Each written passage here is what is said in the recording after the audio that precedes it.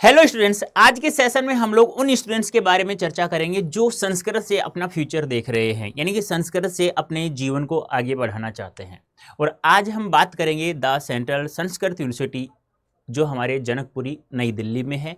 अब इस यूनिवर्सिटी में जाने के लिए हमारे पास क्या एलिजिबिलिटी, क्या योग्यता होनी चाहिए। अब हमने संस्कृत से कुछ भी कोई भी कोर्स या आचार्य कर लिया तो कौन कौन सी जॉब अपॉर्चुनिटी हमारे सामने होंगी, यानी कौन कौन सी नौकरियां हमारे सामने होंगी।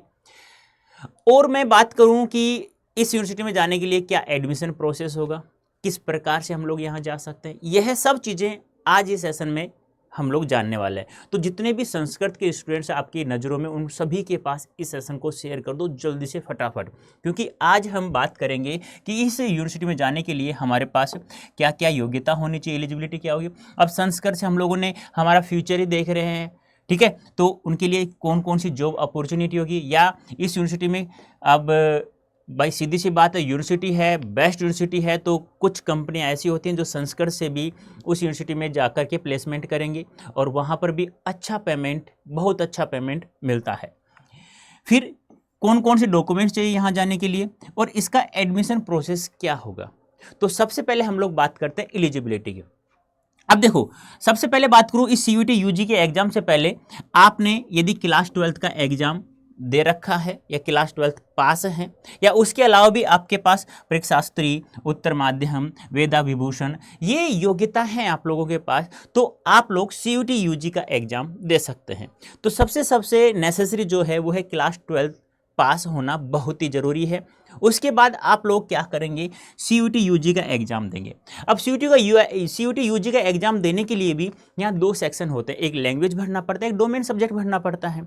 अब यहाँ आप लोगों को क्या करना है, जब इस यूनिवर्सिटी में जाना चाहते हैं तो जो लैंग्वेज होती है वो फर्स्ट सेक्शन में, उसमें भी आप लोगों को संस्कृत ऑप्शन में भरना होगा, और जो सेक्शन 2 है डोमेन सब्जेक्ट, उसमें भी आप लोगों को संस्कृत फिल करना होगा। तब जाकर के आप central Sanskrit university new Delhi Janakpuri में एडमिशन ले सकते हैं। तो सबसे ज़्यादा नेसेसरी क्लास 12th पास होना बहुत ज़रूरी है। उसके साथ में ये भी हो तो बहुत ठीक है, नहीं तो क्लास 12th तो बहुत ही ज़रूरी है। CUET एग्जाम में लैंग्वेज में संस्कृत फिल करेंगे और डोमेन सब्जेक्ट में संस्कृत फिल करेंगे, तब जाकर के आप सेंट्रल संस्कृत यूनिवर्सिटी में एडमिशन ले सकते हैं। दूसरी बात है डॉक्यूमेंट्स, यानी कौन कौन से डॉक्यूमेंट्स चाहिए सर इस यूनिवर्सिटी में जाने के लिए। तो हमारे पास क्लास 10th की, क्लास 12th की मार्कशीट होना बहुत ज़रूरी है। इसके साथ साथ आपका ID प्रूफ, कोई भी हो, ID वोटर ID हो, आधार कार्ड हो, कोई भी।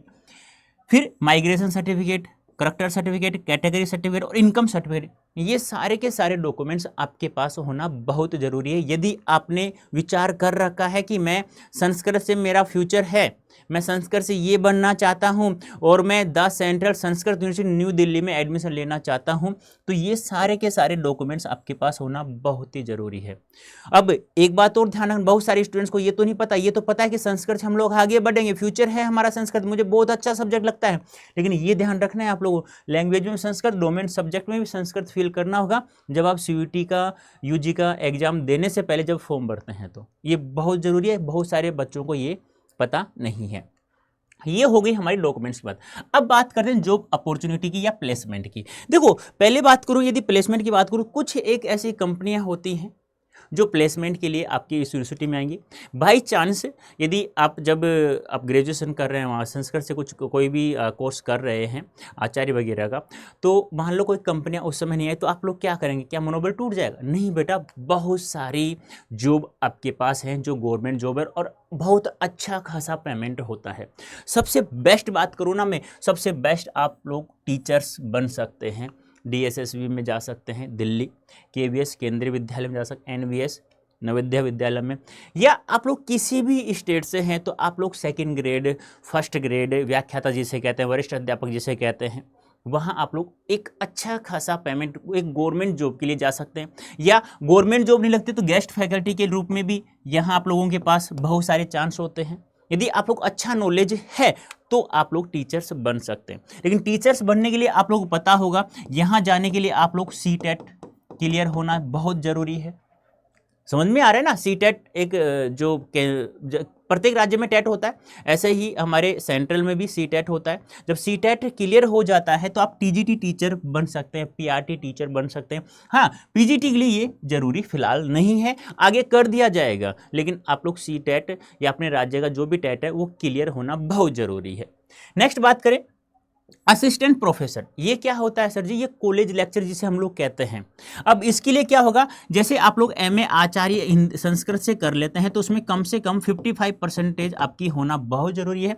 फिर आप लोग एक एग्जाम होता है नेशनल एलिजिबिलिटी टेस्ट, ठीक है, जैसे आप लोग ये कर लेते हैं। और एक बात और ध्यान रखना, जब ये टीचर बनेंगे ना, आप सीटेट एग्जाम देंगे तो इसके साथ में बीएड होना भी बहुत जरूरी है, ये ध्यान रखना। यदि आप लोग टीजीटी पीजीटी लेक्चरर या वरिष्ठ अध्यापक बनना चाहते हैं तो बीएड भी होना बहुत जरूरी है। लेकिन यहाँ असिस्टेंट प्रोफेसर बनने के बाद में आप की एमए यानी संस्कृत से कर रहे हैं और 55% आपके पास 55 है, तो आपको नेशनल एलिजिबिलिटी टेस्ट आपको देना होगा, यानी भारत में अपना स्थान रखना। जब आप इसमें क्लियर हो जाता है, पास हो जाता है, ये दो चीज़ों के लिए एग्जाम होता है। एक होता है JRF junior research fellowship, JRF junior research fellow. जब आप पीएचडी करते हैं ना, पीएचडी करते हैं तो सरकार आपको कुछ फेलोशिप आपको प्रोवाइड कराती है मंथली 35-40 हज़ार इस प्रकार से, ठीक है। तो आप लोग नेट या पीएचडी कर लेते हैं तब जाकर के आप लोग इस एग्जाम के लिए एलिजिबल होते हैं, और इसकी सैलरी तो भाई बहुत है, लाखों में है, याद रखना, ठीक है। फिर बात करें ट्रांसलेटर, अनुवादक बन सकते हैं आप लोग। एडमिनिस्ट्रेटिव सर्विसेज, जैसे आईएएस में तो एक पेपर ऑप्शन संस्कृत का होता ही है। यदि आपने संस्कृत से कुछ बनने की ख्वाहिश रख रखी है तो आप आईएएस वगैरह या कुछ भी एडमिनिस्ट्रेटिव सर्विसेज में जाना चाहते हैं, प्रशासनिक सेवा में जाना चाहते हैं, तो आप एक एच विषय में ऑप्शनल विषय के रूप में संस्कृत को आप आसानी से ले सकते हैं। फिर जेसीओ, ये क्या होता है? जूनियर कमीशन ऑफिसर, यानी इसे परमगुरु या सर्व शिक्षक कहा जाता है। ये जो सेना में सैनिकों को शिक्षा देने का कार्य करता है, तो ये बन सकते हैं आप लोग। फिर राष्ट्रीय शिक्षण संस्थान जो है आपका, संस्कृत संस्थान है, यहाँ पर बहुत सारी जॉब आपको प्राप्त होंगी। जब आपने संस्कृत से कुछ बनने की ठानी ली है तो आप लोग यहाँ पर भी बहुत सारी जॉब्स हैं, कम नहीं है। यानी संस्कृत से यदि आप लोगों ने अपना भविष्य देखा है तो गलत नहीं है बेटा, बहुत अच्छा है, बहुत अच्छी अपॉर्चुनिटी है आपके पास जॉब्स की भी, और नॉलेज आपको अच्छा है तो आप कहीं पर भी, आप किसी भी जगह, यदि आप लोग अपने गांव में, शहर में या अपने डिस्ट्रिक्ट में हो तो वहाँ पे भी एक टीचर के रूप में एक अच्छा पेमेंट प्राप्त कर सकते हैं। ये हो गई हमारी जॉब अपॉर्चुनिटी के बारे में। अब बात करें एडमिशन प्रोसेस की, तो यदि आप लोगों ने सीयूईटी का एग्जाम दिया है और दोनों लैंग्वेज में आप लोगों ने संस्कृत भरा है, डोमेन सब्जेक्ट में आप लोगों ने संस्कृत भरा है, तब जाकर के जैसे आप सीयूईटी का एग्जाम दिया, रिजल्ट आ गया, तो ये यूनिवर्सिटी क्या करेगी, अपना एक पोर्टल ओपन करेगी। उस पोर्टल के द्वारा आप लोग अपना एडमिशन करा सकते हैं। जब आप उसमें फॉर्म भरोगे, फिर कितने मार्क्स आए उस प्रकार से, यानी अब रिजल्ट आएगा, आप लोग देख लेना किस प्रकार से प्रोसेस होती है, तो आप लोगों को सब पता चल जाएगा। तो ये है आपका एडमिशन प्रोसेस। उम्मीद करता हूँ आज हमने किस प्रकार से हम लोग central Sanskrit university Janakpur new Delhi में एडमिशन ले सकते हैं, क्या योग्यता होनी चाहिए, सबसे ज़्यादा महत्वपूर्ण हमारे पास, यानी यहाँ जाने के लिए एक तो ये है, एक हमारा ये है और एक हमारा ये है। अब उसके बाद ये आता है हमारे भविष्य का निर्धारण करता है, हमारे फ्यूचर का निर्धारण करता है। तो बहुत सारी जॉब्स हैं यार, कम जॉब्स नहीं है, बहुत सारी जॉब्स हैं आपके पास। तो उम्मीद करता हूँ आप लोगों को समझ में आ गया होगा।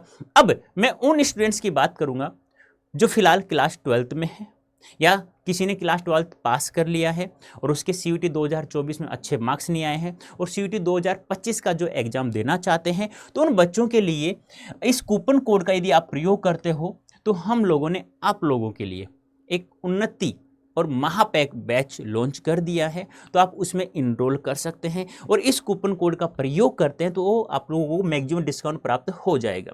कैसे प्राप्त होगा वो मैं आपको बता देता हूँ। ऐसे गूगल ओपन करना, यहाँ टाइप करना है अड्डा 24/7, फिर यहाँ पे चले जाएंगे आप लोग, सेलेक्ट किया, यहाँ ऑल कोर्सेज आ रहे हैं आप लोगों के पास में, यहाँ सेलेक्ट करना है। अब यहाँ UG and PG entrance exam में जाना है। अब यहाँ देखिए दो चीज़ें आ रही हैं हमारे पास, सीयूटी यूजी, ये इंग्लिश मीडियम वाले बच्चों के लिए, सीयूटी यूजी हिंदी मीडियम वाले, कुछ हिंदी मीडियम के बच्चे होते हैं, कुछ इंग्लिश मीडियम के, तो आप इंग्लिश मीडियम से तो यहाँ जाएंगे, हिंदी मीडियम से तो यहाँ जाएंगे। यहाँ जाने के बाद में अब आप लोग अपना डोमेन सब्जेक्ट सेलेक्ट करना होगा, साइंस है, कॉमर्स है, आर्ट्स है, ठीक है। तो मान लो साइंस है, सेलेक्ट कर लिया। अब यहां देखो, अब बैच परचेज कर रहे हैं, बैच में आ रहे हैं तो उन्नति बैच में आइए। बैच में नहीं आ रहे हैं तो आप चाहते हैं कि मैं पूरे साल पढ़ूँ, सर मैं आपके साथ में और एंड तक पढ़ता रहूं और मैं प्रत्येक सब्जेक्ट में 100% आया, तो आप लोग महापैक से जुड़ जाइए। प्रत्येक का है, प्रत्येक सब्जेक्ट का है, साइंस का भी है, कॉमर्स का भी है, आर्ट्स का भी है, प्रत्येक सब्जेक्ट का है। और जो डोमेन सब्जेक्ट नहीं लेना चाहते वो जीटी लैंग्वेज भी ले सकते हैं। ठीक है। अब यहां से बाय नाउ करना, यहां कूपन कोड यूज करना है Y551। ठीक है। जैसे आप लोग अप्लाई कर दोगे तो आप लोगों को 70% डिस्काउंट के साथ में यह 15 महीने की वैलिडिटी के साथ में आपको 14,000 रुपये में मात्र यह कोर्स आपको प्राप्त हो जाएगा। ये ज़्यादा नहीं है पेमेंट, तुम सोच ज़्यादा, 15 मंथ्स, यानी कि आपके एग्जाम के बाद में भी आप लोगों के पास सीयूटी के जब एग्जाम देते हो ना, बहुत सारे वर्क ऐसे होते हैं जो आप लोगों को नहीं पता कैसे प्रेफरेंस लिस्ट भरेंगे, किस पर कौन से कॉलेज में, यूनिवर्सिटी हम लोग पहले भरे, बाद में कौन से, बहुत सारे क्या आपका रो स्कोर बन रहा है, आपको कोई नॉलेज नहीं होती है। इसीलिए हम आप लोगों के लिए 15 मंथ्स का यह है महापैक उपलब्ध करा रहे हैं। इसमें टोटल बुक्स आपके पास मिलेंगे, आपके घर पहुंचाई जाएंगी, ई बुक्स आपको मिलेगी, प्रत्येक बैच आपको फ्री ऑफ कॉस्ट मिलेगा, प्रत्येक टेस्ट सीरीज आपको फ्री मिलेगी मात्र 14,000 रुपये में। ठीक है। और अब यदि आप लोग किसी बैच से इनरोल करना चाहते हैं तो आप उन्नति बैच में आ जाए, थोड़ा पेमेंट कम हो जाए, मतलब 3-4 हज़ार रुपये कम हो जाएगा। अब यदि आप हिंदी मीडियम से हैं, किससे हैं, हिंदी मीडियम से है, तो वहीं पे जाना है आप लोगों को और यहाँ हिंदी मीडियम सेलेक्ट करना है, अपना सब्जेक्ट चूज करो। मान लो आर्ट्स है, साइंस है, मान लो आर्ट्स है, तो यहाँ देख लीजिए आप लोगों को संकल्प बैच है, यहाँ भी महापैक है, यहाँ भी महापैक यूज कर सकते हैं। मैं यदि होता आपकी जगह तो मैं यही कहूँगा, सजेस्ट यही करूँगा आप लोगों को कि महापैक में आइए। मान लो आपने किसी बैच में नहीं पढ़ा है तो नेक्स्ट बैच आपके पास है, मतलब सब कुछ यहाँ फ्री ऑफ कॉस्ट आपको मिलेगा। एक बार महापैक लेना है आपको बस।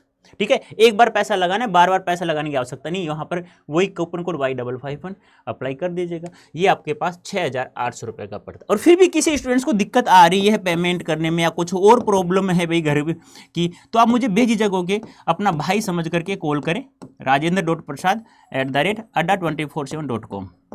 यानी जो भी हेल्प होगी वो मैं आपकी करूँगा, बेझिझक होके आप लोग मुझे मेल कर सकते हैं। ठीक है बेटा। तो उम्मीद करता हूँ आज जो हमने the central Sanskrit university Janakpur new Delhi के बारे में हम लोगों ने बातें की, कैसा एडमिशन ले सकते हैं, क्या एलिजिबिलिटी होनी चाहिए, और संस्कृत से हमने फ्यूचर देखा है तो कौन कौन सी जॉब हमारे पास, कहाँ कहाँ किस प्रकार से जॉब हम लोग कर सकते हैं, क्या बन सकते हैं, ये सब हम लोगों ने चर्चा की है। उम्मीद करता हूँ आप लोगों को समझ में आ गया। फिर भी आपको और किसी यूनिवर्सिटी के बारे में जानना है तो आप लोग कमेंट बॉक्स में अवश्य लिख करके अवगत कराएं। नेक्स्ट सेशन में उस समस्या का समाधान आपका हो जाएगा। तो बेटा अभी के लिए इतना ही, धन्यवाद, थैंक यू सो मच।